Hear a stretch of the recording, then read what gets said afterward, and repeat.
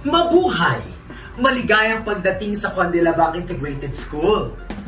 Pangarap nating lahat na mabigyan ng pinakamahusay at kalidad na edukasyon ang ating mga mag-aaral sa paaralang organisado at may mahusay na pamamahala.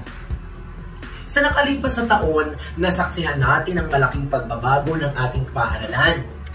Ilan sa mga ito ang matatag na samahan ng pamunuan, mga guro, mga magulang, at mga mag-aaral. Lalong higit ang pagbibigay tuon sa pagpapaganda ng kapaligiran, pagtatayo ng mga bagong istruktura, at pagpapanatili ng kalinisan at kayusan ng ligtas na paaralan. Ang Condilabak Integrated School ay hindi lamang sentro sa kaalamang pang-akademiko, kundi pang-holistikong pag-unlad ng ating mga mag-aaral. Naging posible ang lahat ng ito nang dahil sa pagtulungan at bayanihan ng ating mga kawani ng paaralan. Sa pangunguna ng ina ng paaralan na laging nakaagapay at nakasuporta sa lahat ng mga gawain at proyekto, Dr. Rebecca R. Pagkaliwagan, kasama ang 23 guro mula sa junior high school, 13 mula sa senior high school, at 3 non-teaching staff na may kabuang bilang na 39 na kawaning pampaaralan.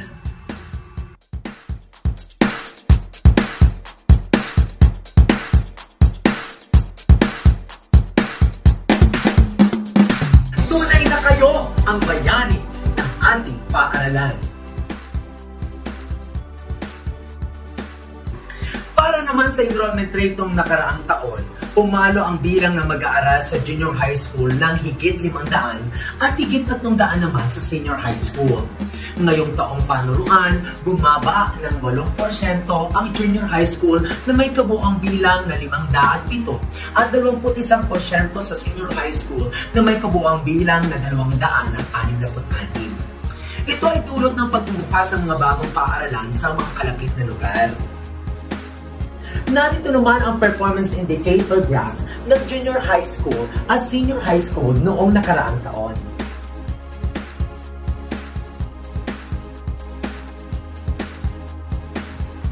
Dagdag pa rito ang nutritional status last year, na kung saan makikita natin ang pagbaba ng bilang ng mga mag-aaral na kinakailangan ng suporta ng SBFP o tinatawag na School-Based Feeding Program. At upang mapanatili ang pagbaba ng bilang, nabuo ang proyektong FEAST o tinatawag nating Feeding and Educating Action Stunted through its sponsorship sa pangunguna ng ating butihing principal.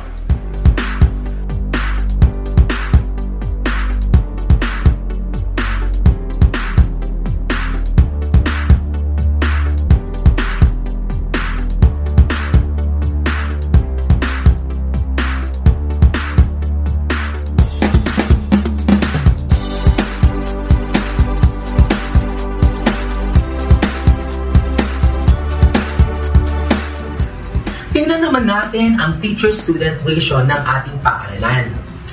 Makikita natin na nasusunod ang standard class size. Kasunod dito ay ang learner classroom ratio at learner seat ratio ng nagdaang taon.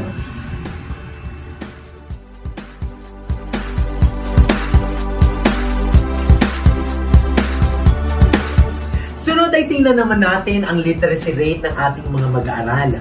Ayon sa nanakalap na datos ng PhilErie sa nakaraang taon, makikita na sa English ay may pinakamataas sa bilang ng mga nakakabasa mula sa grado 7, samantalang sa Pilipino naman ay mula sa grado 9. Upang may pagpatuloy ang pag-angat ng literacy rate, inulunsad ngayong taon ang proyektong LIPAD o Learners Intervention Program for Achieving and Developing Progress in Reading. Ang CLIS ay bumuo ng isang proyekto na tinatawag na Project LIPAD o Learners Intervention Program for Achieving and Developing Progress in Reading upang matulungan ang mga mag-aaral na bumuo ng mga kasanayan sa pagbabasa na magbibigay daan sa kanila na magtagumpay sa kanilang mga pag-aaral. Ang nasabing mga bata ay tumanggap ng reading passports na kanilang gagamitin upang subaybayan ang kanilang pag-unlad.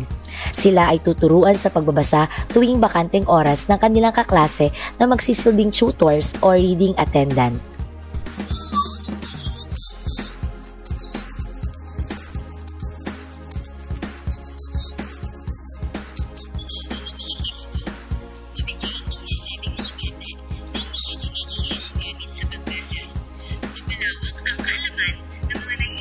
bata sa bokabularyo ng Ingles at Pilipino. Pagkatapos ng unang markahan, nagsagawa ang mga language teachers ng evaluasyon at pagbibigay komento sa pasaporte ng mga bata. Ipagpapatuloy ang evaluasyon sa mga bata hanggang sa pagtatapos ng panuruan 2023 hanggang 2024 upang tiyakin ang pagbabago ng mga batang parte ng proyekto. Suriin naman natin ang antas ng numeracy ng ating mga mag-aaral noong nakaraang taon. Mapapansin natin na tumaas ng halos 50% ang numeracy level mula grado 7 hanggang grado 10 at bunga yan ng pagtutulungan ng mga math teachers. Sa parehong taon din, nilunsad ang proyektong ZNN bilang suporta sa patuloy ng pagtaas ng antas ng numeracy. Pero ano nga ba ang proyektong ZNN? Math teachers constantly observe the lack of founding arithmetic skills that constitute to the learning difficulty in developing mastery, speed, and confidence in mathematics across grade levels. Inspired by a regional memorandum from Region 6 of Western Visayas on their numeracy program, math teachers of CLIS consoled to conduct their newest intervention math program, the Project Zero Non-Numerates or ZNN, that aims to bridge math learning gaps in basic numeracy that involves mastery of basic math skills and concepts in whole numbers, integers, decimals, fraction, and percentage that would lead to reduction of non-numerates or achieving 0% of non-numerates among learners in school.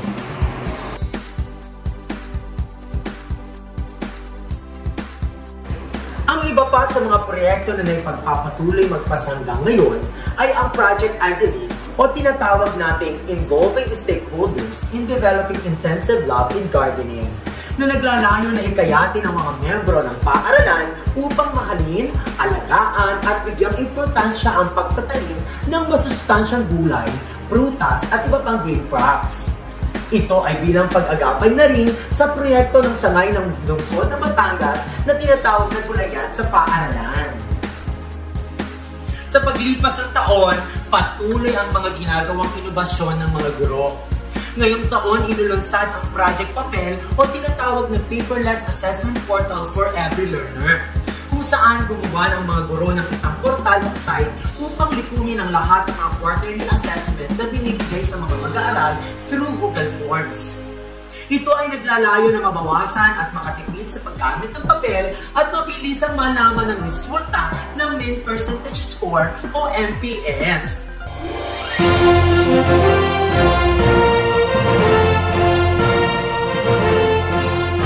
Ang CLIS ay tahanan ng mga kampiyon at mga karangalan.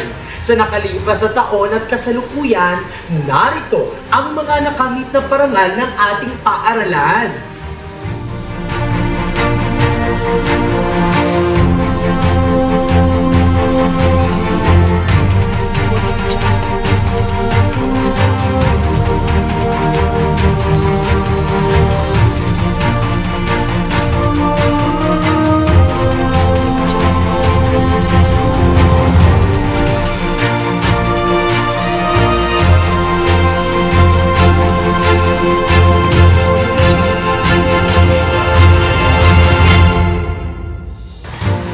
Dito sa Condilabak Integrated School, kayo ang bida. Naway ang buhay ay sumagana at mag-alab at tagumpay sa ating lahat.